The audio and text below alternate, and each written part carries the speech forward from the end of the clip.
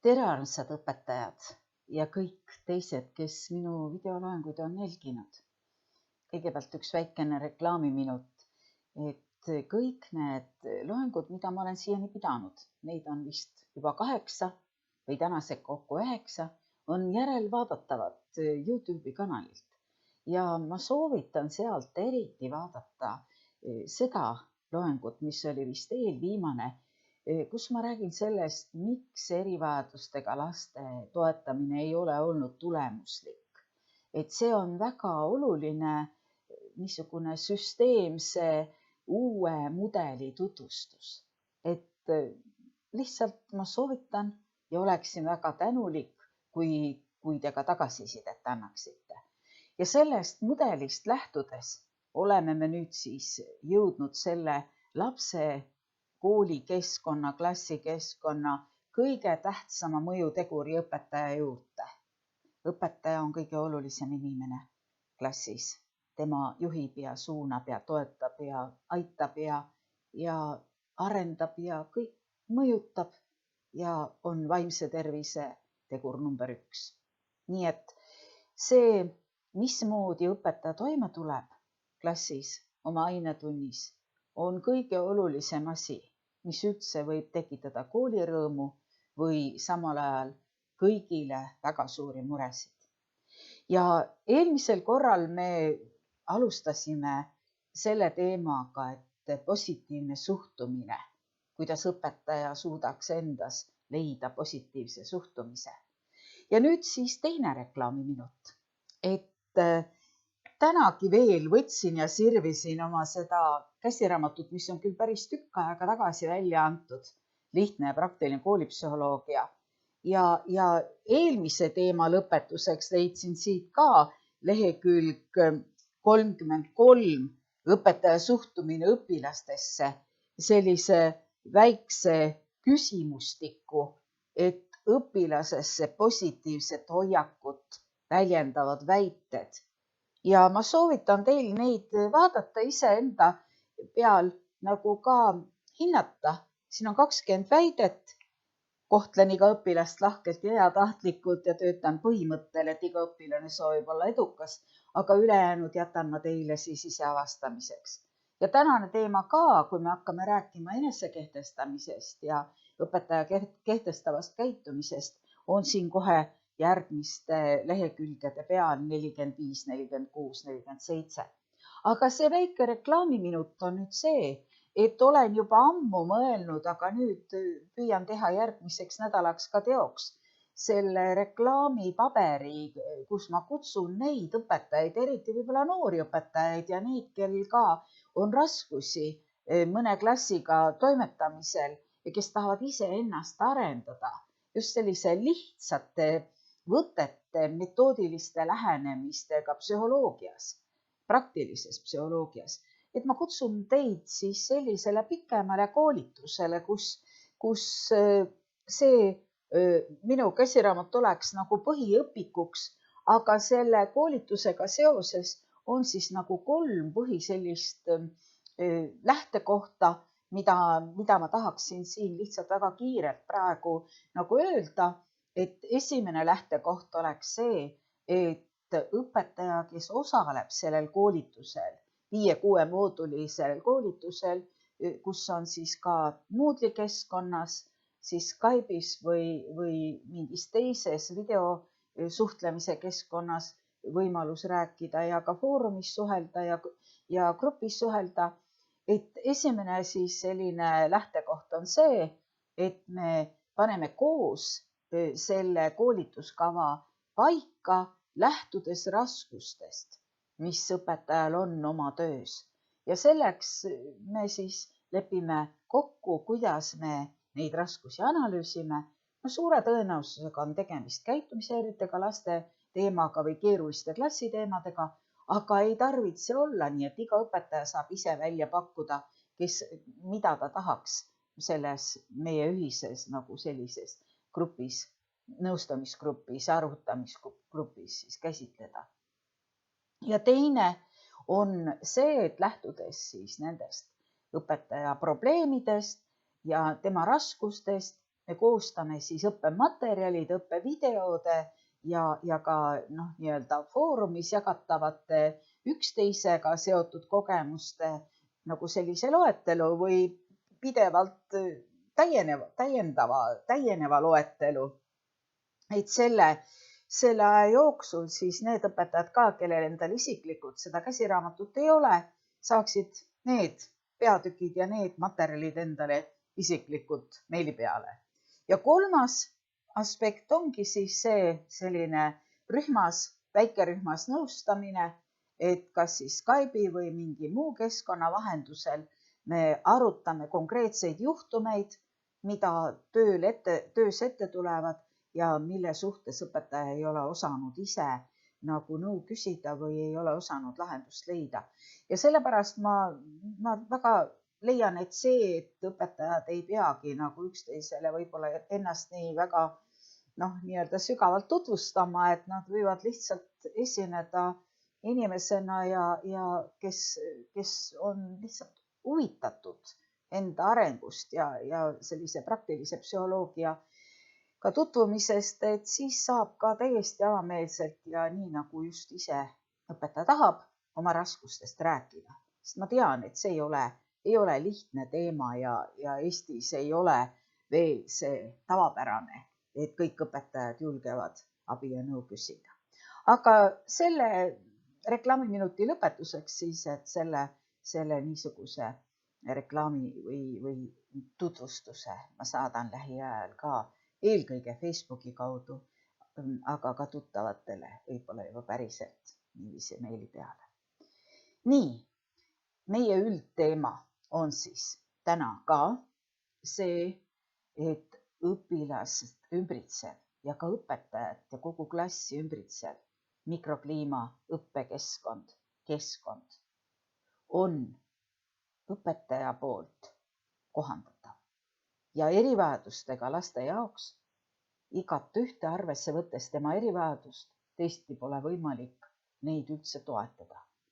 Selleks, et seda kohandamist teha, peaks analüüsima, mis on need põhipunktid, mille tõttu see keskkond võib-olla ei ole päris sobiv, kuni selleni välja, et ta võib olla vaimselt kahjustav nii õpetajat kui ka õpilast või õpilasi, kes seal klassis on.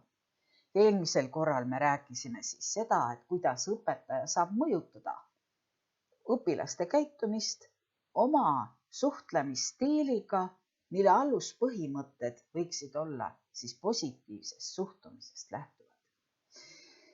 Psühholoogilises mõttes on see teema, positiivne suhtumine, lihtsam kui see, mida me täna hakkame käsitlema. Positiivne suhtumine on võimalik kellegagi rääkides, tugimeeskonnaga aru pidades, konflikte ja muid arusaamatusi lahendades ja uusi meetodeid kasutades nagu kergemini enda jaoks omandada. Ja isegi see, kui õpetaja lihtsalt sisendab endale, mis ju praegu on ka hästi moes, et need positiivsed mõtted ja nii edasi, et kui õpetaja sisendab endale, et tema elukutse on selline, kus ta peab olema võimeline välja näitama positiivset suhtumist.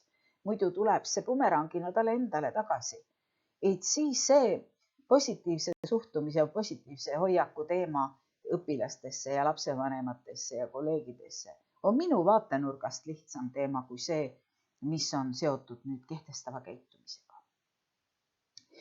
Tulles selle teema juurde, et kui ei ole õpetajal nii palju psühholoogilist nagu teadmisi ja ei ole ka seda isiksuse arengu teekonda läbi käinud, et ta oleks võimeline kehtestavalt käituma, siis seisabki õpetaja selle küsimuse ees või selle väite või selle kommentaari ees, mida tihti võib kuulda ja võib kuulda ka lähedaste käest või teiste käest, et õpetajal ei ole tänapäeval mingeid õigusi, ta ei saa mitte midagi teha. Kui klassis käitutakse halvasti, siis õpetajal ei ole mitte midagi võimalik teha. Ja tõepoolest, võib-olla meil on siin nagu väga äärmusliku näitena silmade ees see Kevade kool, kus Köster saaks siis nagu või vibutas seal oma seda piitsa või ma ei teagi, millega ta siis tootsi seal nuhtles, et olen kuulnud ka tänapäeval õpetajate poolt sellist mingis mõttes soovi, ütleme niiviisi, et võib-olla ikkagi peaks mõnele kutile või pätile või koha kätte näitama ja natukene kas või kodus keegi karistama ja et klassis siis oleks ta korralikum. No see psühholoogiliselt, see mõttekäik ei anna midagi. Ja minu jaoks on väga kurb, et ka see õpilaste läbiotsimise või see teema on jõudnud minu teada vist seaduseni, et kui lapsel on konflikt kooliga, konflikt mõne õpetajaga või kellegagi, kes teda kiusab või keda ta ise kiusab ja võib ta tulla siis noaga kooli või mingi, et siis on võimalik teda läbi otsida. Jah, äärmuslikud juhtumid võivad küll olla nii hirmsad, aga ja vajada sellist seaduse kaitset. Aga sinnamaani, et üks klass, üks õpilane või õpetajaga seotud õpilane nii kaugele jõuab, et ta kodus juba mõtleb, et ta peaks endal noa kotti panema, siis see on väga pikk teekond. Ja vaat see pikk teekond ongi nüüd see, mis on lastud selles mõttes, ei ole midagi ette võetud. Ja minu väide praktilise psühholoogina, ise koolis keerulise klassi ja keeruliste õpilastega töötanud psühholoogina on see, et õpetajal ei olegi mingeid muid õigusi. Kas vaja ei ole võib-olla õige öelda, aga ei toimi muud õigused kui need õigused, mida ta on praktilise psühholoogia teadmiste ja kogemustega omandanud. See kas või üks sõna mõjutamine, see, kuidas õpetaja oma isikuga, oma käitumisega suudab õpilasi, tervet klassi mõjutada, see on üks nendest psühholoogia nii-öelda põhialustaladest. Kui me toome veel 2 põhialustala, mis õpetaja puhul ka minu käsiraamatus on pikemalt käsitletud, siis esimene nendest on see, et õpetaja peaks oskama tajuda olukorda. Sotsiaalne pertseptsioon või sotsiaalne tajumine, isiku tajumine, personaalne pertseptsioon ja nende suhete tajumine, mis klassis on. Selle tajumine, kes on liider või selle tajumine, milline on lapse stressitase. Nii et kõik see, mida nii-öelda piltlikult öeldes õpetaja näeb, kuuleb, märkab, see on üks nendest alustaladest, millest õpetaja võib siis lähtuda selleks, et klassis oma soovi järgi õpilasi mõjutada, et saaks tööd teha, et saaks õppida, et kiusamine lõpeks, et klassis oleks meeldiv selline õpikeskkond ja psühholoogiline keskkond. Aga teine on veel ja sellest me oleme natukene ka videoloengutes rääkinud, kui on kooli ja kodu omavahelised suhetest alguse videodes oli sellest juttu, siis see on kommunikatsioon. See, kuidas õpetaja suhtleb õpilastega, kuidas ta suhtleb klassiga, millised on tema sõnad, mida ta ütleb ja mida ta ütlemata jätab, mis ajal ta ütleb, kuidas ta oma ainet õpetab ja selgitab. Ja need 3 alustala, sotsiaalne taju või üldse tajumine, tunnetus, teiseks kommunikatsioon ja 3. mõjutamine, kus siis õpetaja on tajunud, analüüsinud ja saanud nagu teada, milles on küsimus, mida ta peaks nüüd siis selles klassis teadlikult teistmoodi tegema või endas muutma, et tema isiksusena mõjuks niiviisi, et õpilased saaksid õppida, ei käituks halvasti ja ei ilmneks näiteks selline erivajadustega laste või ei oleks karikas, ei tilguks täis ja siis ei tuleks nagu selline agressiivne plahvatus. Nii et ka selle viimase mõjutamise ja mõjumise oma isiksuse mõju jaoks vajab õpetaja toetust, sellepärast et vajab seda, et keegi teine oleks temaga, tema klassis ja ta näeks, mis konkreetselt siis on see, mis mõjub tema isikus, tema käitumises õpilastele niiviisi, et õpilased ei hakka õppima või et õpilased hakkavad halvasti käituma või et õpilased hakkavad temaga manipuleerima või et õpilased hakkavad provotseerima või et õpilased võtavad võimu õpetaja üle. Ja need kõik on igapäevane reaalsus ja sellepärast ongi väga oluline, et õpetajal oleks keegi kõrval, mitte avalikult teda aitamas nii-öelda või korda kehtestamas. See annab õpilastele veel rohkem nagu sellist psühholoogilist, ütleme, jõudu juurde, kui nad näiteks õpetajaga on harjunud manipuleerima, kui keegi tuleb ja näitab, et õpetaja ei saa üksinda hakkama.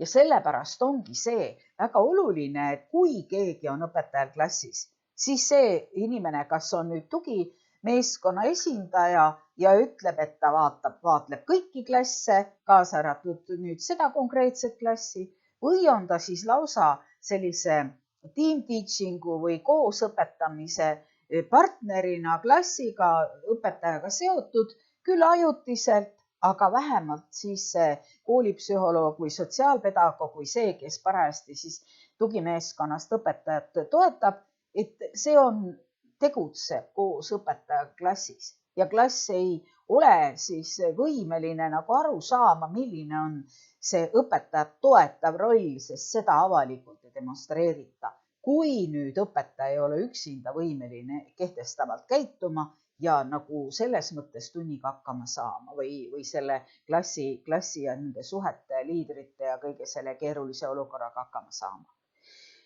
See enesekehtestamise teema on nii nagu tähtis ja suur, et me saame täna rääkida ainult väga pealiskaudselt sellest ja nendest aluspõhimõtetest ja ühesõnaga ka minu selles käsiraamatus on nagu väga palju sellel pikemalt sellest räägitud ja me kindlasti sellel oma kursusel hakkame ka pikemalt rääkima. Miks see nii eriliselt oluline on, et sellest pikemalt rääkida ja oleks vaja isegi nagu sellist videotreeningut teha nendele õpetajatele, kellel see vaimne tugevus, millele põhineb ja on üles ehitatud enese või kehtestav käitumine, et see saaks nii nagu selliseks välja arendatud tugevuseks, kus õpetaja on võimeline rakendama teatud võtteid, teatud käitumisviise, nii et need mõjuksid õpilastele kehtestamisena, et õpilased võtaksid õpetajat autoriteedina, et nad arvestaksid seda, mida õpetaja nendele siis nagu ütleb või palub või nendega suheldes teeb. Liiga palju olen mina näinud klasse, kus ma kõrvalt vaadates näen, et õpetaja ei ole absoluutselt autoriteet. Ja kahjuks on tänase hetke nagu perede niisugune arusaamine laste vajaduste või laste soovide, laste tahtmiste täitmisest. Minu vaatenurgast nii-öelda vanema konservatiivse inimesena, kes tahaks tulemusi, et õpilastel oleks tulemused arengus, õppimises, sotsiaalsetes oskustes, et nad saaksid koolis nagu paremini hakkama. Et siis sellega seoses on kodus vaja õpilasi ka õpetada autoriteediga suhtlema. Ma ei räägi nüüd, kui mõni mõtleb pimedast sõna kuulmisest. Ma ei räägi absoluutselt sellest. Ma räägin kasvatatud normaalsetest lastest. Kui õpetaja klassi ees vanema inimesena, nende juhina palub midagi teha, siis lapsed on nii sotsiaalsete oskustega ja sotsiaalselt arendatud ka kodu poolt, et nad on võimelised normaalselt käituma. Mitte ei hakka manipuleerima õpetajaga või mitte ei hakka õpetajale halvasti ütlema. Ja nüüd see vaimne tugevus, mis sellel õpetaja puhul on oluline, niisugune, ütleme isegi võib-olla õpetaja elukutse, üks kõige olulisemaid ootusi või soov, et õpetaja elukutsel see vaimne tugevus oleks olemas, et ta saaks lastega nagu toimetatud ja saaks hakkama, siis kahjuks ma pean ütlema, et sel ajal, kui mina töötasin Tallinna Ülikoolis kutsekabinetis õpetajate koolituse osakonnas nõustava psühholoogina ja testiva psühholoogina, siis me tegime kõigile sisseastujatele, 5, 6, 7 aastat ma tegelesin sellega, kõigile tegime isiksuse teste ja väga palju oli erinevaid selliseid nagu ettevõtmisi selleks, et leida need õiged inimesed õpetaja elukutsesse. Ja siis ma mäletan, et ma tegin selliseid analüüse ja ehmatusega ma nägin, et oli erinevaid erialasid, kus just see enesekehtestamise isiksuse omadus, kuna me tegime nagu põhjalikke isiksuse teste tookord õpilastega, üliõpilastega või sisseastuvate õpilastega, et see isiksuse omadus, et ta on tugev, on võimeline olema ka domineeriva käitumisega, et on võimeline võtma juhtnööre, ohje enda kätte, et see oli alla poole või isegi veel rohkem kolmandikul sisseastuvatel üliõpilastel. Ja ma pean ütlema, et võib-olla Nõukogude aja lõpus, uue vabariigi alguses ei olnud need olukorrad nii keerulised kui praegu koolis. Aga praegu on niiviisi, et kui õpetaja iseloomus seda kehtestava käitumise võimalust ei ole olemas, et siis ta peaks isiksuslikult püüdma leida mingi arendusteekonna. Ja ütleme niimoodi, et ma nüüd loen praegu lihtsalt oma sellest käsiraamatust ette selle niisuguse lihtsa arusaamise, mida kehtestav käitumine endast kujutab ja me lihtsalt räägime natukene, mis selle tagamaa on.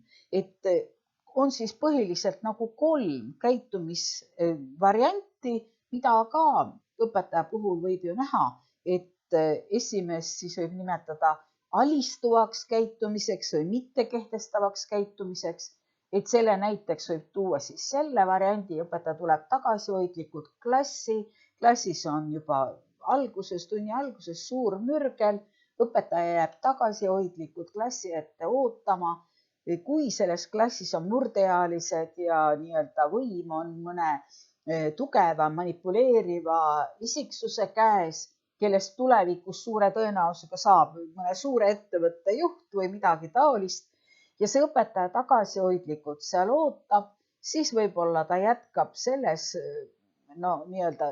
liinis, mida õpilased ette panevad ja ta selle tõttu siis ei suudagi oma eesmärke saavutada ja näeb, kuidas tegelikult selles olukorras, selle õpetaja alistuva käitumise olukorras kannatavad nii õpilased kui ta ise.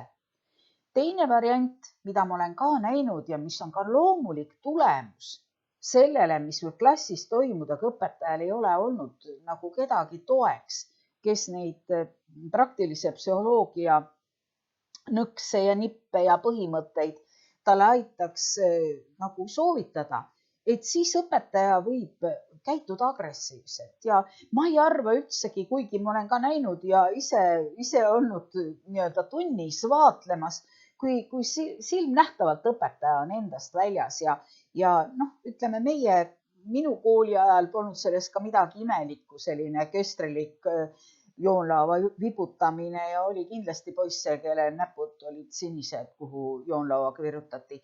Aga tänapäeval on see põhiline õpetaja agressiivse käitumise viis, just see verbaalne agressiivsus, kus õpetaja lihtsalt ei kannata välja seda olukorda, mis klassis on ja tema tunded, mis selle olukorraga seoses tekivad, ei ole mitte hirm, nagu tihtipeale alistuva käitumise puhul on seal taga, et ta ei julge kuidagimoodi nagu kas käratada või midagi ette võtta, et saaks ometi tunniga normaalselt alustada, et ta kardab õpilasi ja arusaadav täiesti.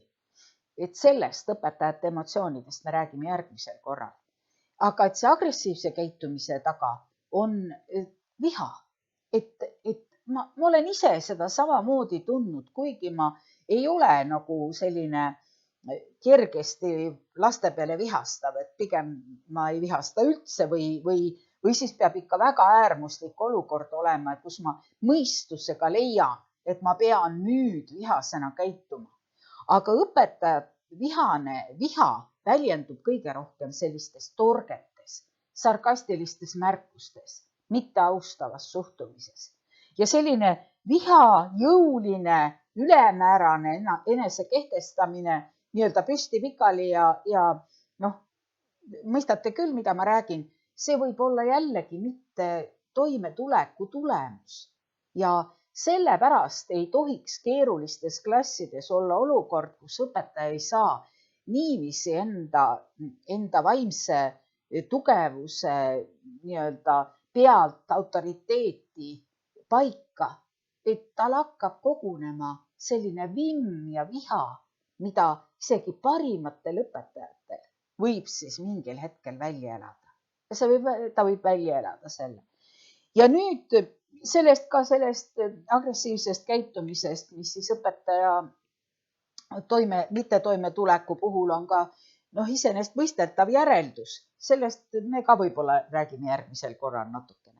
Ja kehtestav käitumine on siis see käitumine, kus suhtutakse teisesse inimesesse kui austusväärsesse indiviidi ja suhtlemispartnerisse või koostööpartnerisse, arvestades nii enda kui teise õigusi, enda huve ja teise huve ja vajadusi ja eesmärke suhtlemisel. Et kehtestava käitumise puhul on õpetaja austusega suhtumas õpilasesse kui partnerisse, koostööpartnerisse, siis õppimisega seotud ühise õppeteekonna läbimisel partnerisse ja selle tõttu ei ole kehtestava käitumise puhul õpetaja ei alistuv ega agressiivne, vaid ma kasutaksin seda sõna, et peale selle, et ta vundamendiks on vaimne tugevus, on ta käitumisviisiks ja suhtlemisstiiliks teadlik psühholoogiline tarkus. Ja vot see teadlik praktilise psühholoogia tarkus tähendab seda, et õpetaja omab selliseid nagu võtteid. Kõigepealt, nagu ma veel tuletan uuesti, et oskab tajuda klassi, mis seis klassis parajasti on, oskab siis nagu õigeid sõnu kasutades, austavaid sõnu kasutades läheneda klassile niiviisi, et oleks võimalik nagu neid õigeid võtteid kasutades klassi suunata õppimisprotsessi või toetusprotsessi või koostööprotsessi teele, mis on selle tunni või selle klassi antud momendil see eesmärk, mille pärast nad sinna klassi on kokku tulnud. Ja kuna ma siin ütlesin, et see vundament on see vaimne tugevus ja enese austamine, et kui me nüüd õpetaja on nii palju kahjustunud selle kooli kahjustusega, me võime rääkida õpilaste kooli kahjustusest, aga õpetaja kooli kahjustustest, kus tal on olnud nii palju raskusi erinevate keeruliste klassidega, et ta ei ole tulnud toime, siis isegi kui selle õpetaja nagu isiksuse arengus on selline eneseaustus ja enesejaatus, eneseväärtustamine, normaalne enesehinnang, normaalne enesesse suhtumine, kui see kõik on olemas, aga jätkuvalt kogu aeg keegi käitub mitteaustavalt, keegi ei kuula, mis õpetaja räägib või keegi ei võta tema vajadusi, tema nagu nii-öelda juttu arvesse, siis sellisel juhul õpetaja eneseaustus ka hakkab kahjustama. Ja kui nüüd õpetaja ei ole võimeline austusega endasse suhtuma, vaid ta tunneb, et tal oleks vaja mingeid nagu tugevamaid õigusi, et saaks selle austuse ja enesekehtestamise nagu tagasi, siis ta on valel teel. Sellepärast, et niisuguseid õigusi ei ole olemas, niisuguseid seadusi ei ole olemas, sest kahjuks on see psühholoogiline nagu seaduspärasus, et kui üks patuoinas või üks niisugune vastu töötav kutt või tüdruk või klassis nii-öelda saab karistatud, siis tõuseb selle asemel järgmine või tõuseb lausa terve seltskond, kes selle õpetajaga, kelle puhul see niisugune vastuolu oli tekkinud ja nii-öelda õpetaja oma õigusi on rakendanud jutumärkides, et sellisel juhul siis lähevad asjad ainult hullemaks. Ainult austuse kaudu, eneseaustuse kaudu ja teise austuse kaudu, õpilase austuse kaudu, temasse austava suhtumise kaudu on võimalik klassis kujundada selline keskkond, mis ei kahjusta kedagi ja mis on nii nagu tööle ja õppimisele ja vastastikusele suhtlemisele valmis, et selles on kõigil hea olla. Nii et mingeid seadusi ega õigusi ei ole võimalik niimoodi paika panna. See on tupiktee, aga on võimalik analüüsida õpetaja enda isiksust ja klassi, et leida need õiged võtted, kuidasmoodi psühholoogiliselt mõjutada õpetajat. See oli siis tänane videoloeng minu poolt. Järgmisel korral me tõenäoliselt jätkame õpetaja emotsioonidega ja kuidas siis neid kasutada või nendega toimetada. Soovin teile kõike head, ilusat jätkuvat kuldset sügist ja olge hoitud.